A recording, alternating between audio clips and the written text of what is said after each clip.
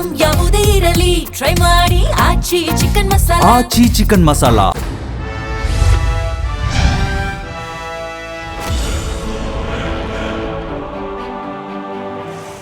ಅಗತ್ಯ ವಸ್ತುಗಳ ಬೆಲೆಯಿಂದ ಹಿಡಿದು ಪೆಟ್ರೋಲ್, ಡೀಸೆಲ್, ಗ್ಯಾಸ್ ದರ ಏರಿಕೆಯಾಗಿದೆ. ಸದ್ಯ ಜನಸಾಮಾನ್ಯರು ಬಹಳಷ್ಟು ಕಂಗಾಲಾಗಿದ್ದಾರೆ. ಅದರಲ್ಲಂತೂ ಆಟೋ ಚಾಲಕರಂತೂ ಕೇಳೋದೇ ಬೇಡ. ಯಾಕಂದ್ರೆ ಕಳೆದ 2 ತಿಂಗಳಿಂದ ಕೂಡ ಗ್ಯಾಸ್ ಸಿಗದೆ ಬಹಳಷ್ಟು ಜನ ಬಂಕ್ಗಳಲ್ಲಿ ರಾತ್ರಿಯಿಂದ ಬೆಳಗ್ಗೆ ತನಕ ಕಾದು ಕೂತ್ರು ಕೂಡ ಅವರಿಗೆ ಗ್ಯಾಸ್ ಸಿಗದೆ, ಅವರಿಗೆ ಬಾಡಿಗೆ ಸಿಗದೆ ಜೀವನ ನಡೆಸೋದೇ ಕಷ್ಟ ಆಗಿದೆ. ಮತ್ತೊಂದು ಕಡೆ ಈಗಾಗಲೇ ಪ್ರಧಾನಿ ಮೋದಿಯವರು ವರ್ಕ್ ಫ್ರಮ್ ಹೋಮ್ ಘೋಷಿಸಿರೋ ಕಾರಣಕ್ಕಾಗಿ ಮತ್ತಷ್ಟು ಬಾಡಿಗೆಗಳು ಸಿಗೋದು ಕೂಡ ಕಡಿಮೆ ಆಗಿದೆ. ಸೊ ಹೀಗಾಗಿ ಆಟೋ ಚಾಲಕರಾಗಿರ್ಬೋದು, ಜನಸಾಮಾನ್ಯರು ಇದ್ರ ಬಗ್ಗೆ ಏನ್ ಹೇಳ್ತಾರೆ ಬನ್ನಿ ಮಾತಾಡ್ಸ್ಕೊಂಡು ಬರೋಣ.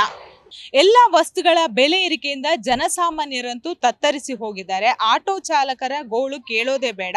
ನಮ್ ಜೊತೆ ಆಟೋ ಚಾಲಕರಿದ್ದಾರೆ. ಸರ್, ಈಗಾಗಲೇ ಡೀಸೆಲ್ ಆಗಿರ್ಬೋದು, ಪೆಟ್ರೋಲ್ ಆಗಿರ್ಬೋದು, ನೀವು ಕಳೆದ 2 ತಿಂಗಳಿಂದ ಸರತಿ ಸಾಲಲ್ಲಿ ನಿಂತಿದ್ರಿ. ನಿಮ್ಗೆ ಯಾವುದೇ ರೀತಿಯಾದಂತಹ ಇನ್ನೂ ಕೂಡ ಸರಿಯಾದ ಮಾರ್ಗಗಳು ಸಿಕ್ಕಿಲ್ಲ.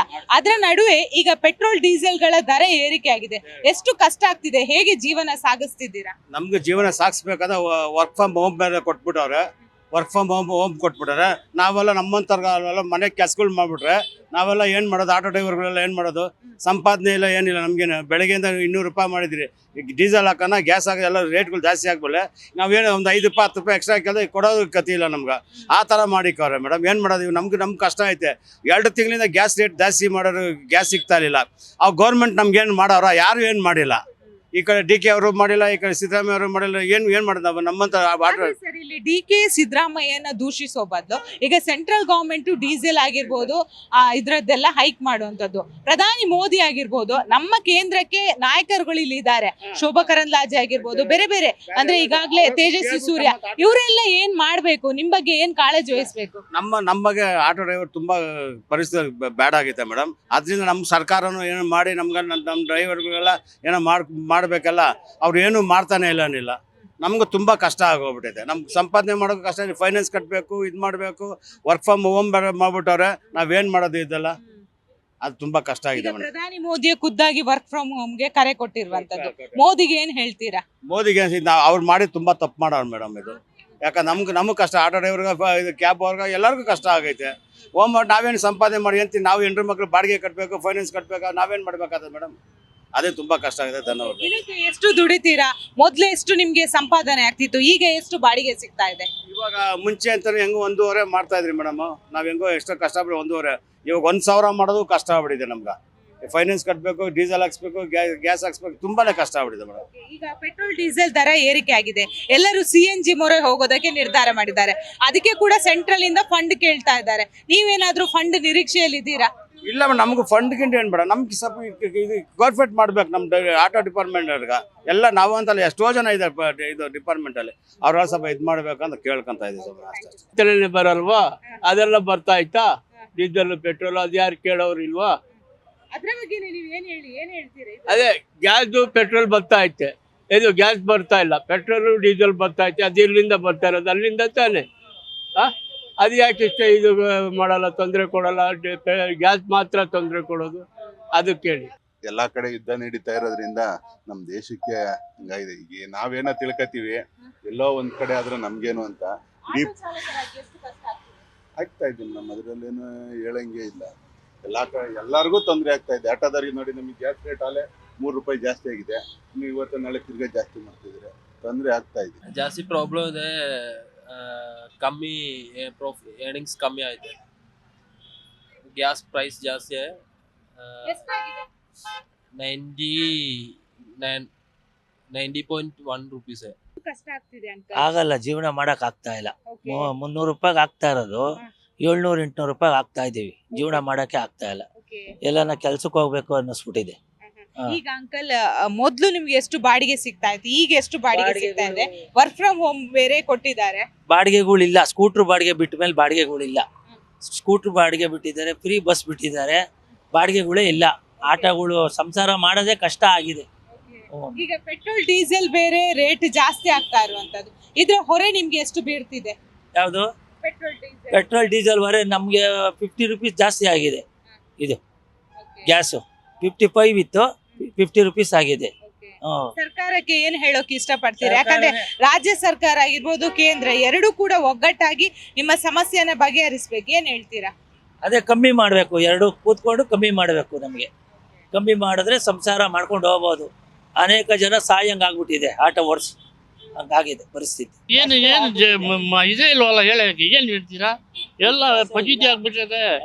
ಒಂದು ಬಂಗಲ್ಲಿ 120 ರೂಪಾಯಿ, ಒಂದು ಬಂಗಲ್ಲಿ 98 ರೂಪಾಯಿ, ಒಂದು ಬಂಗಲ್ಲಿ 100 ರೂಪಾಯಿ. ಎಲ್ಲಿಂದ ತಗೊಂಡು ಹಾಕೊಟ್ಬಿಟ್ಟು ನಾವು ಯಾರು ಕೇಳೋರು ಅವರ? ಒಂದೊಂದು ಬಂಗಲ್ಲಿ ಒಂದೊಂದು ರೈಟು. ಈಗ ವರ್ಕ್ ಫ್ರಮ್ ಹೋಮ್ ಬೇರೆ ಕೊಟ್ಟಿದ್ದಾರೆ, ನಿಮ್ಗೆ ಬಾಡಿಗೆ ಸಿಗ್ತಾ ಇದೆಯಾ? ಎಲ್ಲಾರು ಯಾರು ಕೇಳೋರು ಇಲ್ಲ ನೋಡಿ. ಬೆಳಿಗ್ಗಿಂದ ಒಂದು ಬಾಡಿಗೆ 3 ಬಾಡಿಗೆ ಹೊಡಿದ್ದೀನಿ, ಬಾಡಿಗೆನೂ ಇಲ್ಲ ಏನಿಲ್ಲ, ಯಾರು ಕೇಳೋರು ಇಲ್ಲ. ಇವಾಗ ದಿನಕ್ಕೆ ಎಷ್ಟು ಲಾಭ ಆಗುತ್ತೆ? ಏನ್ ಲಾಭ ಇರೋ ಏನಿಲ್ಲ, ದುಡಿಬೇಕು. ಹೋಟ್ಲ 30 ರೂಪಾಯಿ ಇಟ್ಲಿ, ಇವಾಗ 45 ರೂಪಾಯಿ ಇಟ್ಲಿ, ಅಲ್ಲೆಲ್ಲ ಎಲ್ಲ ಅಲ್ಲೇ ಸರಿ ಆಗ್ಬಿಟ್ಟಿದೆ. ಏನಿಲ್ಲ ಇವಾಗ. ಸರ್ಕಾರಕ್ಕೆ ಏನ್ ಹೇಳ್ತೀರಾ? ಏನ್ ಮಾಡೋದು ಸರ್ಕಾರ? ಏನ್ ಹೇಳೋದು? ಎಲ್ಲವರ ಸರ್ಕಾರ ವಿಧಾನಸಭೆ ಒಳಗೆ ಕೊಡ್ತಾರೆ ನಮ್ಗೆ, ಅವ್ರ ಮನೆ ಒಳಗ, ಅವ್ರ ಮನೆ ಒಳಗೆ ಅವ್ರು ಹೋದ್ರ. ಈಗ ಮೋದಿ ಅವ್ರಿಗೆ ಏನ್ ಹೇಳ್ತೀರಾ? ಸೆಂಟ್ರಲ್ ಗವರ್ಮೆಂಟ್ ಇಂದ ಕಡಿಮೆ ಇರೋದು ನಾವಿಲ್ಲಿದ್ದೀವಿ, ನಾವಿರೋದು ಇದು ಕಬನ್ ಪಾರ್ಕ್ ನಲ್ಲಿ, ಮೋದಿ ಇರೋದು ದಿಲ್ಲಿನಲ್ಲಿ. ನಾವು ಹೋಗಕ್ ಆಗ್ತದ ಅಲ್ಲಿಗೆ? ನಮ್ಮಂತ ಕೋಟಿ ಜನ ಅವ್ರ ಯಾರು ಹೇಳ್ತಾರೆ? ಯಾರು ಹೇಳಲ್ಲ. ಸುಮ್ಮನೆ ಇದೆಲ್ಲ ಡ್ರಾಮಾ ಇದು. ಅದೇ ತುಂಬಾ ಕಷ್ಟ ಇದೆ ಇವಾಗ ಜೀವನ ಮಾಡಕ್ ಬೇಕಂದ್ರೆ ತುಂಬಾ ಕಷ್ಟ ಆಗಿದೆ. ಆಟೋ ಡ್ರೈವರ್ಗೆ ಜಾಸ್ತಿ ಕಷ್ಟ ಆಗ್ತಾ ಇದೆ. ಫೈನಾನ್ಸ್ ಕಟ್ಟಬೇಕು, ಬಾಡಿಗೆ ಕಟ್ಟಬೇಕು. ಅವ್ರ ಹತ್ರ ಸ್ವಂತ ಏನು ಇರಲ್ಲ ಅವ್ರ ಹತ್ರ. ಫಸ್ಟೇ ಏನಂದ್ರೆ ದೇವರೇ ಅವರು ಹೆಲ್ಪ್ ಮಾಡಬೇಕು. ನೋಡಿ ವಯಸ್ಸಾಗಿರೋದು ಹೋಗಿ ದುಡಿಬೇಕಂದ್ರೆ ಅದು ಏನು ಇಟ್ಕೆ ಎಲ್ಲ ಹತ್ತಕ್ ಆಗಲ್ಲ ಅವ್ರಿಗೆ.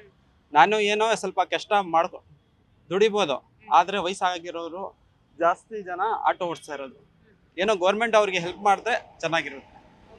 ಸರಿ, ಈಗ ಕಳೆದ 2 ತಿಂಗಳಿಂದ ನಿಮ್ಗೆ ಸರಿಯಾದ ರೀತಿ ಗ್ಯಾಸ್ ಸಿಗ್ತಿಲ್ಲ, ಅದಕ್ಕೆ ಪರ್ಯಾಯ ಮಾರ್ಗ ಆಗಿದ್ಯಾ? ಅದ್ರ ಬದಲು ಈಗ ದರ ಏರಿಕೆ ಆಗ್ತಿದೆ, ಸೊ ಏನ್ ಹೇಳ್ತೀರಾ? ಸಾಲ ಜಾಸ್ತಿ ಆಗ್ತಾ ಇದೆ ಮೇಡಮ್, ಸಾಲ ತುಂಬಾ ಜಾಸ್ತಿ ಆಗ್ತಾ ಇದೆ. ಅದ್ ನೋಡಿ ದುಡ್ದು ಸಾಲ ಕೊಟ್ಬಿಟ್ಟು ತಿನ್ನೋದು ಕಮ್ಮಿ ಆಗ್ತಾ ಇದೆ. ಇವಾಗ ಜಾಸ್ತಿ ಫಸ್ಟ್ ಏನೋ ಆರಾಮಾಗಿ ತಿನ್ಬೋದು ಅನ್ಸಿತ್ತು, ಇವಾಗ ಕಮ್ಮಿ ತಿನ್ಕೊಂಡು ಜೀವನ ಮಾಡಬೇಕು ಆ ತರ ಇದೆ. ಈಗ ಸೆಂಟ್ರಲ್ ಗವರ್ಮೆಂಟ್ ಅಂಡರ್ ಅಲ್ಲಿ ಈಗ ನೀವು ಕಳೆದ 2 ದಿವಸಗಳಿಂದ ನಿನ್ನೆಯಿಂದ ಅಧಿಕೃತವಾಗಿ ಪೆಟ್ರೋಲ್ ಡೀಸೆಲ್ 3 ರೂಪಾಯಿ ಏರಿಕೆ ಆಗಿರುವಂತದ್ದು, ಅದ್ರಲ್ಲಿ ಬೇರೆ ಅಂದ್ರೆ ವರ್ಕ್ ಫ್ರಮ್ ಹೋಮ್ ಕೊಟ್ಟಿದ್ದಾರೆ. ಇದು ಎಷ್ಟರ ಮಟ್ಟಿಗೆ ನಿಮ್ಮ ಮೇಲೆ ಪರಿಣಾಮ ಬೀಳ್ತಾ ಇದೆ? ಅಂದ್ರೆ ಬಿಸ್ನೆಸ್ ಕಮ್ಮಿನೇ ಇರೋದು ಇವಾಗ.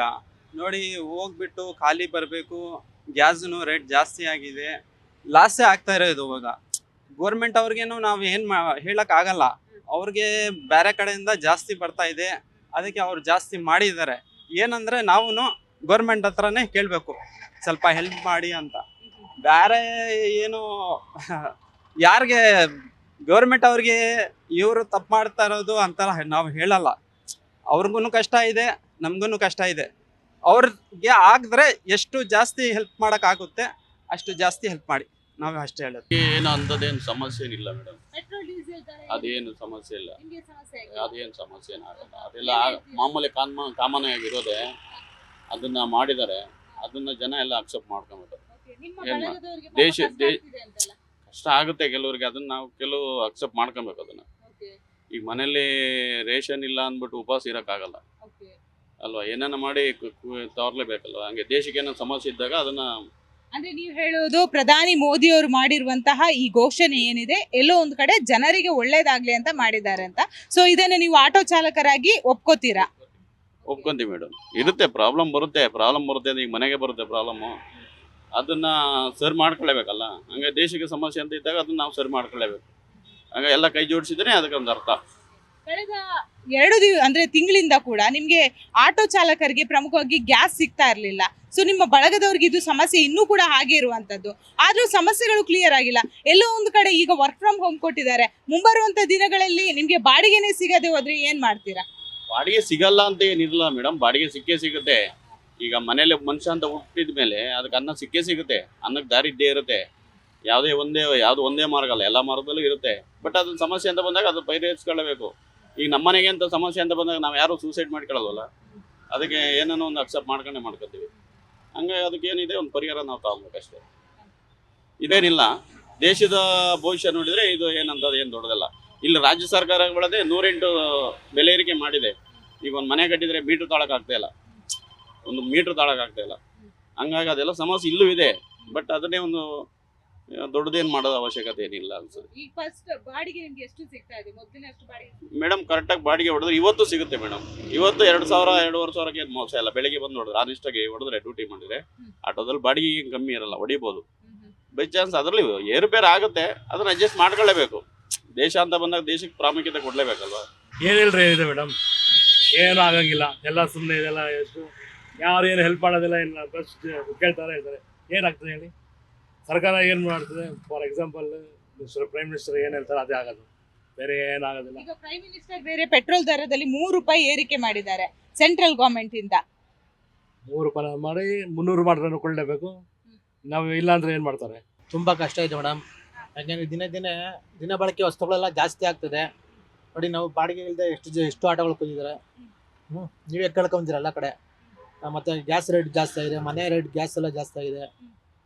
ಮತ್ತು ಬಾಡಿಗೆಗಳು ಬರ್ತಾಯಿಲ್ಲ, ತುಂಬ ಕಷ್ಟ ಇದೆ. ಆಟೋ ಚಾಲಕರನ್ನ ಎಲ್ಲೋ ಒಂದು ಕಡೆ ರಾಜ್ಯ ಆಗಿರ್ಬೋದು, ಕೇಂದ್ರ ಕಡೆಗಣಿಸ್ತಾ ಇದೆ ಅಂತ ನಿಮ್ಗೆ ಅನಿಸ್ತಾ ಇದೆಯಾ? ಸರ್ಕಾರ ಕಡೆಗಣಿಸ್ತೈತೆ. ಚಾಲಕರಿಗೆ ತುಂಬ ಒತ್ತಡ ತೊಂದರೆಗಳು ಕೊಡ್ತಾ ಇದ್ದಾರೆ. ಎಷ್ಟು ಬಾಡಿಗೆ ಬರ್ತಾ ಇದೆ ದಿನಕ್ಕೆ? ಬಾಡಿಗೆ ನೋಡಿ, ಒಂದು ಕಡೆ ಒಂದು ಬಾಡಿಗೆ ಬಿಟ್ಟರೆ 1 ಅವರ್ 3/4 ಅವರ್ ಬಾಡಿಗೆಗಳೇ ಬರ್ತಾಯಿಲ್ಲ. ಈ ಥರ ಮತ್ತು ದಿನ ಬಳಕೆ ಜಾಸ್ತಿ ಆಗಿದೆ. ಗ್ಯಾಸ್ ಎಲ್ಲ ರೇಟ್ ಜಾಸ್ತಿ ಇದೆ. ಒಂದು ಡಬಲ್ ಜಾಸ್ತಿ ಆಗಿದೆ. 60 ರೂಪಾಯಿ ಇದೀವಿ, ಈಗ ಅವೆಲ್ಲ 120 ರೂಪಾಯಿ ಆಗಿದೆ ಗ್ಯಾಸು. ಈ ಥರ ತಗೊಂಡು ನಾವು ಯಾವ ಥರ ಜೀವನ ನಡೆಸೋದು ಗೊತ್ತಲ್ಲ. ಮನೇಲಿ ಏನು ಹೇಳ್ತಾರೆ? ಮನೇಲಿ ಏನು ಹೇಳ್ತಾರೆ, ಇದು ಕಮಿಟ್ಮೆಂಟ್ಗಳು ಇರ್ತವೆ, ಎಲ್ಲ ಕಟ್ಟಬೇಕು. ಅವ್ರ ಹತ್ರ ಸಾಲ ಇಸ್ಕೊಂಡು ಇವ್ರು ಕಟ್ಟೋದು, ಇವ್ರ ಹತ್ರ ಸಾಲ ಇಸ್ಕೊಂಡು ಅವ್ರು ಕಟ್ಟೋದು, ಹಿಂಗೆ ದಿನ ಇದೇ ಥರ ಬಿಟ್ಟಿದೆ. ಮನುಷ್ಯನ ಮೇಲೆ ಸರ್ ಪ್ರತಿಯೊಂದರ ಮೇಲೆ ಈಗ ಪ್ರತಿದಿನ ಮಕ್ಕಳಿಗೆ ಫೀಸ್ ಆಗಿರ್ಬೋದು, ಅವ್ರಿಗೆ ವಿದ್ಯಾಭ್ಯಾಸಕ್ಕೆ, ಮನೆ ಬಟ್ಟೆ ಬರೆ ಎಲ್ಲದಕ್ಕೂ ಕೂಡ ಹಣ ಬೇಕು. ಸೊ ಇದರಲ್ಲಿ ನಿಮಗೆ ನಿಭಾಯಿಸೋಕೆ ಆಗ್ತಾ ಇದೆಯಾ ಈಗಿನ ಪರಿಸ್ಥಿತಿಯಲ್ಲಿ? ಇಲ್ಲ ಮೇಡಮ್, ಈ ಥರ ಆಗ್ತಲ್ಲ. ಈಗ ನೋಡಿ, ಈಗ ಸ್ಕೂಲ್ ಫೀಸ್ ಕಟ್ಟಬೇಕಂದ್ರೆ ಒಂದು ತಿಂಗಳಿಗೆ ಮಕ್ಳಿಗೆ ಸುಮಾರು ಇಲ್ಲಾಂದ್ರೆ ಒಂದು 2,000 ರೂಪಾಯಿ ತಿಂಗಳಿಗೆ ಬೇಕು. ಮತ್ತು ಡೊನೇಷನು ಮತ್ತು ಅಡ್ಮಿಷನ್ ಅವಕ್ಕೆಲ್ಲ ದುಡ್ಡು ಬೇಕಲ್ವಾ? ನಾವು ಯಾವ ಥರ ಜೀವನ ಮಾಡೋದು? ಸರ್ಕಾರ ಅವಕ್ಕೆಲ್ಲ ಗೊತ್ತಾಗಲ್ವಾ? ಚಾಲಕರಿಗೆ ಯಾಕೋ ಪೆಟ್ಟು ಮೇಲೆ ಪೆಟ್ಟು ಕೊಡ್ತಾನೆ ಇದ್ದಾರೆ. ಈ ಸರ್ಕಾರ ಯಾಕೋ ಸರಿಯಿಲ್ಲ. ಮುಂದೆ ನೋಡೋಣ ಯಾವ ಒಂದು ಒಳ್ಳೆ ಸರ್ಕಾರ ಬರಲಿ ಅಂತ. ಸರ್, ಇದು ರಾಜ್ಯ ಸರ್ಕಾರದ ಮಾತ್ರ ಡಿಸಿಷನ್ ಅಲ್ಲ, ಯಾಕಂದ್ರೆ ಪೆಟ್ರೋಲ್ ಡೀಸೆಲ್ ಕೇಂದ್ರ ಸರ್ಕಾರದ ಅಧೀನದಲ್ಲಿ ಬರುತ್ತೆ, ಅವರು ಹೈಕ್ ಮಾಡುವಂಥದ್ದು. ಸೊ ಎರಡು ಒಗ್ಗಟ್ಟಾಗಿ ನಿಮ್ಮ ಸಮಸ್ಯೆನ ಹೇಗೆ ನಿಭಾಯಿಸಬೇಕು? ಅಂದರೆ ಕೇಂದ್ರ ಸರ್ಕಾರದವರು ಒಂದು ಸ್ವಲ್ಪ ಅವರು ಚಾಲಕರುಗಳಿಗೆ ಯಾರಿಗೆ ಆಗಲಿ, ಬಡವರಿಗೆ, ಮಧ್ಯಮ ವರ್ಗದವ್ರಿಗೆ ಒಂದು ಹೆಲ್ಪ್ ಮಾಡಬೇಕು. ಮತ್ತು ರಾಜ್ಯ ಸರ್ಕಾರನೂ ಅಷ್ಟೇ, ಅವರು ಹೆಲ್ಪ್ ಮಾಡಬೇಕು ಚಾಲಕರಿಗೆ. ಅಲ್ಲಿ ಒಂದು ಬಡವರ ಕುಟುಂಬ ಇರ್ತಾರೆ, ಒಂದು ಹಾಸ್ಪಿಟ್ಲ್ ತೋರಿಸೋಂಥದ್ದು, ಮನೇಲಿ ವಯಸ್ಸಾದಂಥವ್ರಿಗೆ ಇರ್ತಾರೆ, ಅವ್ರಿಗೆ ಮೆಡಿಕಲ್ ಫೀಸು ಏನು ಲಕ್ಷಾಂತರ ರೂಪಾಯಿ ಬೇಕು. ಈಗ ಹಾಸ್ಪಿಟ್ಲ್ಗೆ ಹೋಗ್ಬೇಕಂದ್ರೆ ಅವ್ರಿಗೆ ಒಂದು ನನಗೂ ಹಾರ್ಟ್ ಆಪ್ರೇಷನ್ ಆಗಿದೆ ಮೊನ್ನೆ. ನಾವು ಪೀಸ್ ಆಟೋದಲ್ಲಿರೋದು.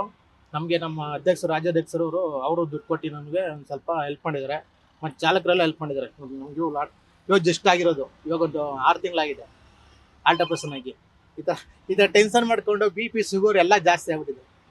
ನೋಡಿ ಮೇಡಮ್, ನೋಡಿ ಇಲ್ಲಿ ಈಗ ಆರೋಗ್ಯದ ಸಮಸ್ಯೆ ಪಾಪ ನಿಮ್ಗೆ ಇಷ್ಟು ಇದೆ, ಸರ್ಕಾರದಿಂದ ಆರೋಗ್ಯಕ್ಕೆ ಅಂತ ಏನಾದ್ರೂ ನಿಮ್ಗೆ ಸಿಕ್ಕಿದೆಯಾ ಸರ್? ನಂಗೇನು ಅಷ್ಟೊಂದಿಲ್ಲ. ನಮ್ಮ ಸಂಘಟನೆ ಪೀಸಾಟ ಸಂಘಟನೆಯಿಂದ ಚಾಲಕರುಗಳು ಮತ್ತು ನಮ್ಮ ರಘುನಾರಾಯಣ ಗೌಡರು ಅವರು ನಮ್ಗೆ ಹೆಲ್ಪ್ ಮಾಡಿದ್ದಾರೆ. ನಿಜ ನಾನು ಸಂಘಟನೆ ಸೇರ್ಕೊಂಡಿದ್ದು ತುಂಬ ಇದಾಗಿತ್ತು. ಸರ್ಕಾರದಿಂದ ಏನು ಅಷ್ಟು ನಂಗೇನು ಇದಿಲ್ಲ. ಆರೋಗ್ಯದ ಬಗ್ಗೆ ಎಷ್ಟು ಕಾಳಜಿ ವಹಿಸಬೇಕು ಸರ್ಕಾರ ಆಟೋದವರಿಗೆ? ಅದೇ ನಮಗೊಂದು ಚಾಲಕರಿಗೆ ಒಂದು AC ಮತ್ತು ಒಂದು ಮನೆ ಕಟ್ಕೊಡೋದು ಆ ಥರ ಮಾಡಿಕೊಟ್ರೆ ಒಳ್ಳೇದು ಅಂತ ಅನ್ಕೋತೀನಿ ಮೇಡಮ್. ಏನಿಲ್ಲ, ಸರ್ಕಾರ ಮಕ್ಕಳ ಎಜುಕೇಷನ್ನು ಮತ್ತು ಹಾಸ್ಪಿಟ್ಲು ಇದೊಂದು ಮಾಡಿಕೊಟ್ರೆ ಆ ಥರ ಏನಿಲ್ಲ ಮೇಡಮ್. ಮತ್ತು ದಿನ ಬಳಕೆ ವಸ್ತುಗಳನ್ನ ಒಂದು ಸ್ವಲ್ಪ ಕಮ್ಮಿ ಮಾಡಬೇಕು ಅಂತ ಕೇಳ್ಕೊತಾ ಇದ್ದೀನಿ. ಜೀವನ ನಡೆಯೋದು ಕಷ್ಟ ಆಗಿದೆ, ತುಂಬ ಕಷ್ಟ ಆಗಿದೆ. ವರ್ಕೌಟ್ ಆಗಲ್ಲ. ಡೈಲಿ 1,500 ರೂಪಾಯಿ ದುಡಿಯೋದೇ ಕಷ್ಟ ಆಗಿದೆ. ಆಟೋ ಏನು ಲೋನ್ ಅಲ್ಲಿ ತಗೊಂಡಿದ್ದೀರಾ? ಲೋನ್ ಪ್ರತಿ ತಿಂಗಳು ಕಟ್ಟೋದಕ್ಕೆ ಎಷ್ಟು ಸಮಸ್ಯೆ ಆಗ್ತಾ ಇದೆ? ತುಂಬ ಕಷ್ಟ ಇದೆ ಮೇಡಮ್. ಈ ದುಡಿಯೋದು ಸಾಕಾಗ್ತಾ ಇಲ್ಲ. 7,500 ರೂಪಾಯಿ ಲೋನ್ ಕಟ್ಟಬೇಕು. ತುಂಬ ಕಷ್ಟ ಇದೆ ಮೇಡಮ್ ಜೀವನ ಮಾಡೋದು. ದಿನಕ್ಕೆ ಎಷ್ಟು ಬಾಡಿಗೆ ಹೊಡಿತೀರಾ? ತಿಂಗಳಿಗೆ ಎಷ್ಟು ಸೇವಿಂಗ್ಸ್ ಮಾಡ್ತೀರಾ? ಮನೆಯನ್ನ ಹೇಗೆ ನಿಭಾಯಿಸ್ತೀರಾ? ತಿಂಗಳಿಗೆ ನಾವು ಅಪ್ರಾಕ್ಸಿಮೇಟ್ ಡೈಲಿ ಒಂದು 1,500 ರೂಪಾಯಿ ಮೇಡಮ್ ತಿಂಗಳಿಗೆ ನಮ್ಗೆ ಒಂದು 30-35 ಸಾವಿರ. ಅದರಲ್ಲಿ ಮನೆ ಬಾಡಿಗೆ ಮತ್ತು ಮಕ್ಕಳಿಗೆ ಫೀಸು ಎಲ್ಲ ದುಡಿಯೋದು ಸಾಕಾಗ್ತಾ ಇದೆ ಮೇಡಮ್. ಸರ್ಕಾರಕ್ಕೆ ಏನು ಹೇಳ್ತೀರಾ? ಸರ್ಕಾರಕ್ಕೆ ಆಟೋ ಅವ್ರ ಬಗ್ಗೆ ಸ್ವಲ್ಪ ನೋಡ್ಕೋಬೇಕು ಮೇಡಮ್. ಅವರು ಸ್ವಲ್ಪ ಏನಾದರೂ ಸಹಾಯ ಮಾಡಿದ್ರೆ ಒಳ್ಳೇದಾಗುತ್ತೆ. ಕಳೆದ 2 ತಿಂಗಳಿಂದ ಕೂಡ ನಿಮಗೆ ಗ್ಯಾಸ್ ಸಿಗ್ತಾ ಇರ್ಲಿಲ್ಲ. ಈಗ ಬೇರೆ ಪೆಟ್ರೋಲ್ ಡೀಸೆಲ್ ಗ್ಯಾಸ್ ದರ ಏರಿಕೆ ಆಗಿದೆ. ಸೊ ಎಲ್ಲೋ ಒಂದ್ ಕಡೆ ಸರ್ಕಾರ ಆಗಿರ್ಬೋದು, ಕೇಂದ್ರ ಸರ್ಕಾರ ನಿಮ್ಮನ್ನ ಕಡೆಗಣಿಸ್ತಾ ಇದೆ ಅಂತ ನಿಮ್ಗೆ ಅನ್ಸಿದ್ಯಾ? ಇಲ್ಲ ಮೇಡಮ್, ಏನು ನೋಡ್ತಾ ಇಲ್ಲ, ನಮ್ಮ ಬಗ್ಗೆ ಏನು ನೋಡ್ತಾನೆ ಇಲ್ಲ. ಎಲ್ಲ ಏನ್ ಮಾಡಕ್ಕಾಗುತ್ತೆ, ಏನ್ ಗೌರ್ಮೆಂಟ್ ಹಂಗೆ ಇದೆ, ಏನ್ ಮಾಡ್ತೀರಾ? ಅಡ್ಜಸ್ಟ್ ಮಾಡ್ಕೊಂಡು ಹೋಗ್ಬೇಕು. ಏನ್ ಮಾಡ್ರು ಕಮ್ಮಿ ಮಾಡಲ್ಲ ಅವರು. ಲೋನ್ ತಿರೋಯ್ತು.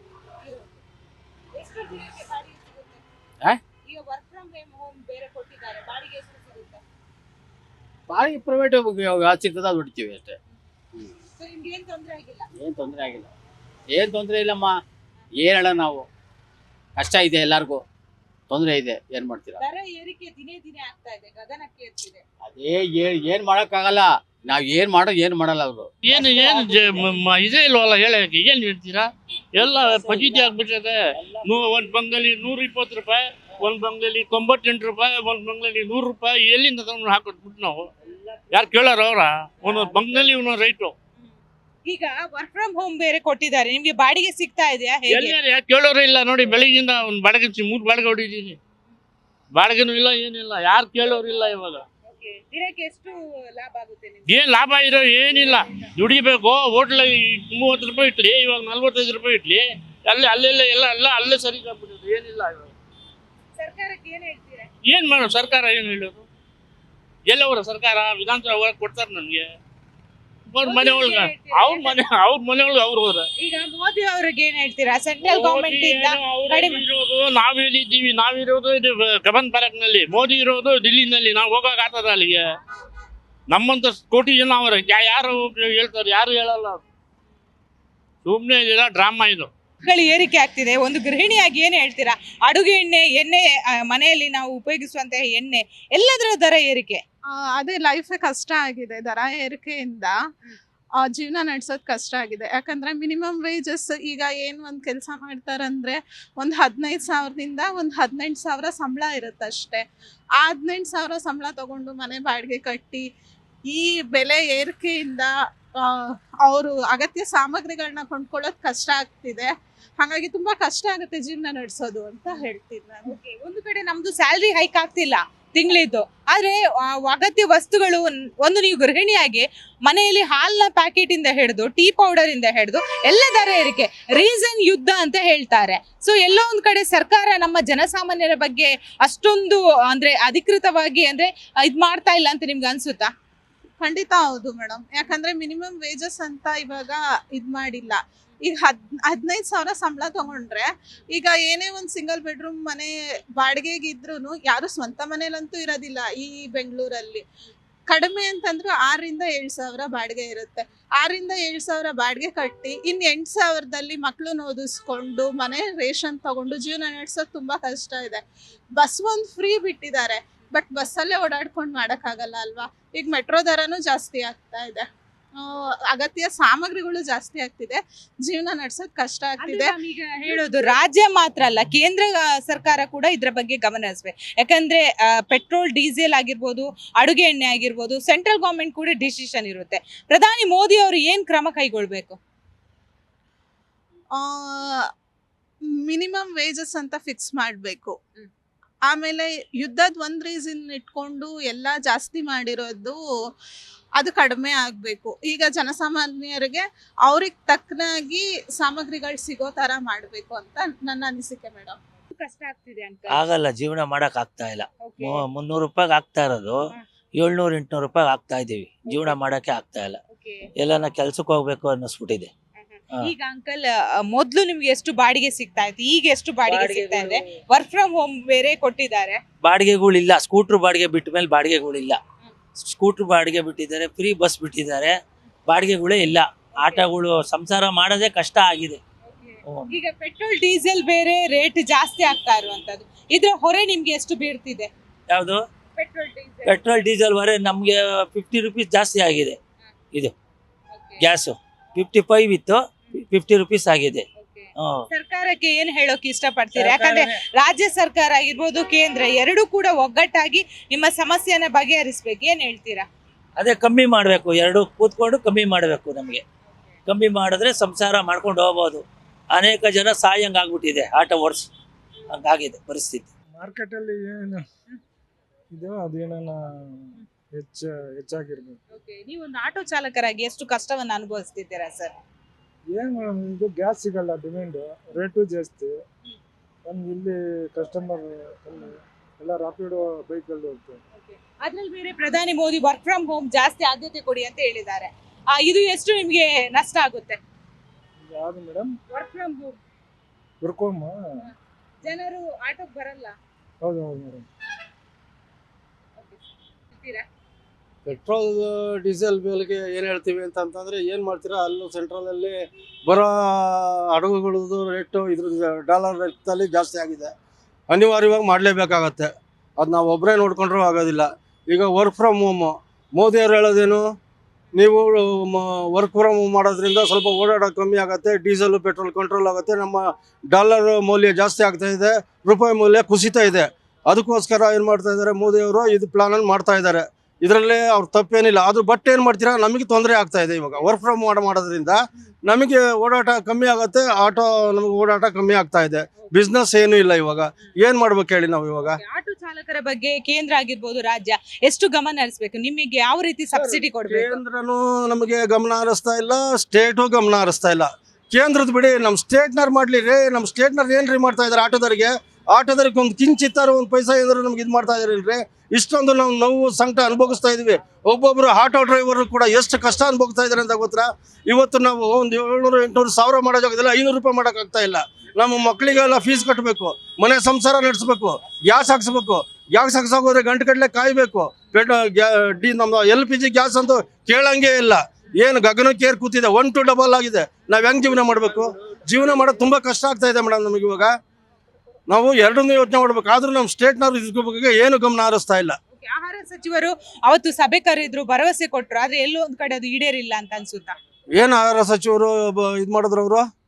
ನಮ್ಗೆ ಅದ್ರ ಬಗ್ಗೆ ಏನು ಗೊತ್ತಿಲ್ಲ. ಹೇಳಿ ಮೇಡಮ್, ಅದೇನು ಆದಷ್ಟು ಬೇಗ ನಿಮ್ಮ ಗ್ಯಾಸ್ ಸಮಸ್ಯೆಯನ್ನ ಬಗೆಹರಿಸ್ತೀವಿ ಅಂತ. ಆದ್ರೆ ಎಲ್ಲೋ ಒಂದ್ ಕಡೆ ನಿನ್ನೆ ಡೀಸೆಲ್ ಕೇಳ್ತಾರೆ, ಇಲ್ಲಿ ಬಿಡ್ತಾರೆ ಮೇಡಮ್. ಇಲ್ಲಿ ಕೇಳ್ತಾರೆ, ಇಲ್ಲಿ ಬಿಡ್ತಾರೆ, ಇಲ್ಲಿ ಕೇಳ್ತಾರೆ, ಇಲ್ಲಿ ಬಿಡ್ತಾರೆ. ಅವ್ರು ಏನು ಗಮನ ಹರಿಸಲ್ಲ. ನಮ್ಮ ಕಡೆ ಕಿಂಚಿತ್ತು ಗಮನ ಇಲ್ಲ. ಅವ್ರು ನಮ್ಮ ಕಡೆ ಇದು ಏನು ಯೋಚನೆ ಇಲ್ಲ ಅವ್ರಿಗೆ. ಅವ್ರಾಯ್ತು, ಅವ್ರ ಸೀಟ್ ಆಯ್ತು, ಅವರು ರಾಜಕೀಯ ಆಯ್ತು, ಅಷ್ಟು ಬಿಟ್ರೆ ನಮ್ಮ ಬಗ್ಗೆ ಒಂಚೂರು ಏನು ಮಾಡ್ತಾ ಇಲ್ಲ ಅವರು. ಆಟೋ ಚಾಲಕರನ್ನ ಯಾಕೆ ಸರ್ ಇಷ್ಟು ಕಡೆಗಣಿಸ್ತಾ ಇದೆ ಕೇಂದ್ರ ಆಗಿರ್ಬೋದು, ರಾಜ್ಯ? ಆಟೋ ಚಾಲಕರು ನೋಡಿ, ಹೆಚ್ಚು ಕಮ್ಮಿ ನಾವು ಒಂದು 3-4 ಲಕ್ಷ ಆಟೋ ಡ್ರೈವರ್ ಇರ್ಬೋದು. 1 to 2. ಈಗ ಗಂಡ ಹೆಂಡತಿ ಅಂದ್ರೆ 6 ಲಕ್ಷ ಆಯ್ತು. ಮಕ್ಕಳು, ಅತ್ತೆ, ಮಾವ ಎಲ್ಲ ಸೇರಿದ್ರೆ ನಮ್ಮ ಆಟೋ ಓಟ್ಗಳೇ ಸಾವಿರಾರು ಲಕ್ಷಾಂತರಗಳ ಓಟ್ ಹಾಕ್ತಾ ಇದೀವಿ. ಆದ್ರೂ ನಮ್ಮ ಆಟೋ ಡ್ರೈವರ್ ಬಗ್ಗೆ ಕಿಂಚಿತ್ತು ಸ್ವಲ್ಪ ಅವರು ನಮ್ಮ ಕಡೆ ನೋಡ್ತಾ ಇಲ್ಲ. ಅವರು ಏನ್ ಮಾಡ್ಬೇಕು ಸರ್ಕಾರ? ಅವ್ರು ಮಾಡಬೇಕು, ನಮಗೆ ಸಬ್ಸಿಡಿ ಕೊಡಬೇಕು, ಇಲ್ಲ ಏನೋ ಒಂದು ವ್ಯವಸ್ಥೆ ಮಾಡಬೇಕು. ಆಟೋ ಡ್ರೈವರ್ ಈ ಥರ ಆಗಿದ್ದಾರೆ. ಇವಾಗ 2 ವೀಲರ್ಗಳ ರ್ಯಾಪಿಡ್ಗೆಲ್ಲ ಕೊಟ್ಬಿಟ್ಟು ನಮ್ಮ ಜೀವನ ಮಾಡುವಂತಂದ್ರೆ ಏನು ಮಾಡ್ತೀರಾ? ಅವ್ರು ಇಲ್ಲಿಗಲ್ಲಿಗೆ ಇವಾಗ ಓಡಿಸ್ತಾ ಇದ್ದಾರೆ. ಇವಾಗ ಏನಾದ್ರು ಹೆಚ್ಚು ಕಮ್ಮಿ ಆದ್ರೆ ಅವ್ರಿಗೆ ಏನಾದ್ರು ಸಿಗುತ್ತಾ? ಏನೂ ಸಿಗಲ್ಲ. ನಮಗೆ ಟ್ಯಾಕ್ಸ್ ಕಟ್ಟಲಿಲ್ಲ ಅಂತ ಗಾಡಿ ಹಿಡಿತಾರೆ, ಪಾಸಿಂಗ್ ಮಾಡಲಿಲ್ಲ ಅಂದರೆ ಗಾಡಿ ಹಿಡಿಸ್ತಾರೆ, ಇನ್ನೊಂದು ಮಾಡಿಲ್ಲ ಅಂದ್ರೆ ಗಾಡಿ ಹಿಡಿತಾರೆ. ಅವ್ರಿಗೆ ಏನು ಮಾಡ್ತಾರೆ? ಬರ್ತಾರೆ, ಒಬ್ರಿಗೆ ಹಾಕೊಂಡು ಹೋಗ್ತಾರೆ. ಆ ಪ್ಯಾಸೆಂಜರ್ಗಳು ಇಲ್ಲ ನಮಗೆ. ಇವಾಗ ಒಂದು ಬಾಡಿಗೆ ಹೊಡಿಬೇಕು ಅಂದ್ರೆ 1 ಗಂಟೆ ಕಾಯಬೇಕು. ಅದರಲ್ಲಿ ಗ್ಯಾಸ್ ರೇಟ್ ಜಾಸ್ತಿ ಆಗಿದೆ. ಒಂದು 10-20 ಜಾಸ್ತಿ ಕೊಡಿ ಸರ್ ಅಂತಂದ್ರೆ ಏನು ಕೊಡ್ಬೇಕು ನಾವು? ನೀವು ಗೌರ್ಮೆಂಟಿಗೆ ಕೇಳ್ಕೊಳ್ಳಿ ಅಂತಾರೆ. ನಾವು ಗೌರ್ಮೆಂಟಿಗೆ ಕೇಳೋಕ್ಕಾಗತ್ತಾ? ಕೇಳೋಕ್ಕಾಗಲ್ಲ. ಕೇಳಿದ್ರೆ ಅವ್ರು ಏನು ಮಾಡೋದಿಲ್ಲ. ನಾವು ಅದಕ್ಕೋಸ್ಕರ 10-20 ಎಕ್ಸ್ಟ್ರಾ ಕೇಳ್ತು ಹೊಡಿತೀವಿ, ಬರಲಿಲ್ಲ ಅಂದರೆ ಬಿಡ್ತೀವಿ. ಅಷ್ಟೇ ಮೇಡಮ್. ಜೀವನ ಭಾಳ ಕಷ್ಟ ಇದೆ ಮೇಡಮ್. ಜೀವನ ತುಂಬಾ ಕಷ್ಟ ಇದೆ ಆಟೋ ಡ್ರೈವರ್ದು. ಒಂದು ಊಟ ಮಾಡಿದ್ರೆ ಒಂದೊಂದು ಊಟ ಮಾಡೋಕ್ಕಾಗ್ತಾ ಇಲ್ಲ. ಇವಾಗ ಅಷ್ಟು ಕಷ್ಟ ಆಗ್ತಾ ಇದೆ. ನೀವು TV ಸ್ವಲ್ಪ ಗಮನಕ್ಕೆ ತರಬೇಕು ಅವ್ರಿಗೆ. ನೀವು ತರಬೇಕು ಮೇಡಮ್ ಅದು ಗಮನಕ್ಕೆ. ನೀವು ಯಾವ ಸಚಿವರಿದ್ದಾರೋ, ಸಾರಿಗೆ ಸಚಿವರಾಗಲಿ, ಆಹಾರ ಸಚಿವರಾಗಲಿ, ಅವ್ರಿಗೆ ನೀವು ಗಮನಕ್ಕೆ ತಂದು ಸ್ವಲ್ಪ ಆಟೋ ಡ್ರೈವರ್ ನೋಡಿ ಈ ಥರ ಮಾತಾಡ್ತಾ ಇದ್ದಾರೆ, ಈ ಥರ ತುಂಬ ಕಷ್ಟ ಇದೆ, ಏನಾದ್ರು ಸ್ವಲ್ಪ ಅವ್ರ ಕಡೆ ಗಮನ ಹರಿಸಿ ಅಂತ ನೀವು ಸ್ವಲ್ಪ ಹೇಳ್ಬೇಕು ಅವ್ರಿಗೆ. ನೀವು ನೋಡಿದ್ರಲ್ಲ ವೀಕ್ಷಕರೇ, ಇದಾಗಿತ್ತು ಜನಸಾಮಾನ್ಯರಾಗಿರ್ಬೋದು, ಆಟೋ ಚಾಲಕರ ಮಾತು. ಎಲ್ಲರೂ ಕೂಡ ಆಕ್ರೋಶವನ್ನ ವ್ಯಕ್ತಪಡಿಸ್ತಾ ಇದ್ದಾರೆ. ಕೇಂದ್ರ ಆಗಿರ್ಬೋದು, ರಾಜ್ಯ ಸರ್ಕಾರ ಜನಸಾಮಾನ್ಯರ ಕಷ್ಟವನ್ನ ಪರಿಗಣನೆಗೆ ತೆಗೆದುಕೊಂಡು ಅದಕ್ಕೆ ಬೇಕಾದಂತಹ ಕೆಲವೊಂದು ವಿಚಾರಗಳನ್ನ ಸರಿಪಡಿಸಬೇಕಾಗುತ್ತೆ. ಸದ್ಯ ಆಟೋ ಚಾಲಕರ ನೋವಂತೂ ಕೇಳೋದೇ ಬೇಡ. ಯಾಕಂದ್ರೆ ಅವ್ರಿಗೆ ಈಗಾಗಲೇ ಯಾವುದೇ ರೀತಿಯಾದಂತಹ ಸಬ್ಸಿಡಿ ಸಿಗ್ತಿಲ್ಲ. ಆರೋಗ್ಯ ಆಗಿರ್ಬೋದು, ಮಕ್ಕಳ ಶಿಕ್ಷಣ ವ್ಯವಸ್ಥೆಗೆ ಆಗಿರ್ಬೋದು, ಯಾವುದು ಕೂಡ ಸರ್ಕಾರದಿಂದ ಸಿಗ್ತಾ ಇಲ್ಲ. ಸರ್ಕಾರ ಆದಷ್ಟು ಬೇಗ ಆಟೋ ಚಾಲಕರನ್ನ ಪರಿಗಣನೆಗೆ ಬಾಡಿಗೆ ತೆಗೆದುಕೊಂಡು ಅವರಿಗೆ ಆಗ್ತಾ ಇರುವಂತಹ ಕಷ್ಟವನ್ನ ನಿಭಾಯಿಸಬೇಕಂತ ಆಟೋ ಚಾಲಕರ ನೋವಾಗಿತ್ತು. ಮತ್ತೊಂದ್ ಕಡೆ ಜನಸಾಮಾನ್ಯರಾಗಿರ್ಬೋದು, ಈಗಾಗಲೇ ಅಡುಗೆಯಿಂದ ಹಿಡಿದು ಅಗತ್ಯ ವಸ್ತುಗಳ ಬೆಲೆ ಸಂಪೂರ್ಣವಾಗಿ ಏರಿಕೆ ಆಗ್ತಾ ಇದೆ. ಒಂದು ಕಡೆ ಸ್ಯಾಲ್ರಿ ಅನ್ನೋದು ಹೈಕ್ ಆಗ್ತಾ ಇಲ್ಲ, ಆದ್ರೆ ವಸ್ತುಗಳ ಬೆಲೆ ಅನ್ನೋದು ಏರಿಕೆ ಆಗ್ತಿದೆ. ಸೊ ಹೀಗಾಗಿ ಜನಸಾಮಾನ್ಯರು ಜೀವನವನ್ನ ಹೇಗೆ ನಡೆಸೋದು ಅನ್ನೋ ಪ್ರಶ್ನೆಯನ್ನ ಕೂಡ ಸರ್ಕಾರಕ್ಕೆ ಕೇಳ್ತಾ ಇದ್ದಾರೆ. ಅಟ್ಲೀಸ್ಟ್ ಸರ್ಕಾರ ಯುದ್ಧದ ಒಂದು ರೀಸನ್ ಅನ್ನ ಕೊಡದೆ ಜನಸಾಮಾನ್ಯರ ಮೇಲೆ ಬೀಳ್ತಿರುವಂತಹ ಹೊರೆಯನ್ನ ಕಡಿಮೆ ಮಾಡಬೇಕಾಗುತ್ತೆ. ಬೆಂಗಳೂರಿಂದ ಕ್ಯಾಮ್ರಾ ಪರ್ಸನ್ ಯಶಸ್ ಜೊತೆ ಭವ್ಯ ಸುನಿಲ್, ಜಿ ಕನ್ನಡ ನ್ಯೂಸ್.